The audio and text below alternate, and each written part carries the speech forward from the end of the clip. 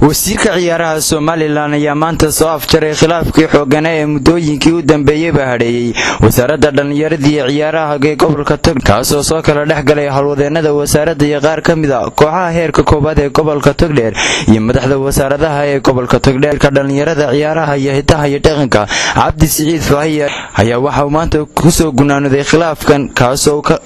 kaasoo kula ballaaran oo ka dhacay xarunta maamulka ee gobolka Togdheer ka soo qayb galeen maamulka gobolka Togdheer odayaal cuqaal iyo waliba dhammaan kooxaha kubadda cagta ee gobolka Togdheer wasiirka ayaa kulankaasi oo ahaa mid xasaasi ah ayaa markii kulankaasi soo ilaaday uu sheegay inuu soo gabagabeeyay khilaafkii wasaaraddiisa hareeyay muddooyinkii ugu dambeeyay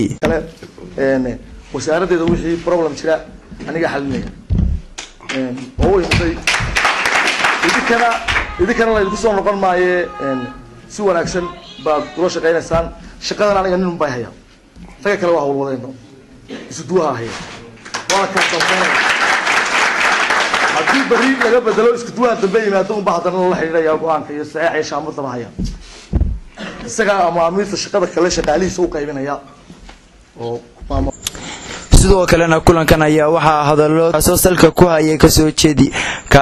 jeediyay gudoomiyaha gobolka Togdheer Yaasiin Maxamed Cabdi iyo mas'uuliyiin kale isbuuxa wasaaradda ciyaaraha ee gobolka Togdheer Cabdikariin Muraad gudoomiyihii hore ee gobolka Togdheer Jaamac Cabdilaahi Biin gudoomiye ku-xigeenkii hore ee gobolka Togdheer Guuleed Daahir Samatar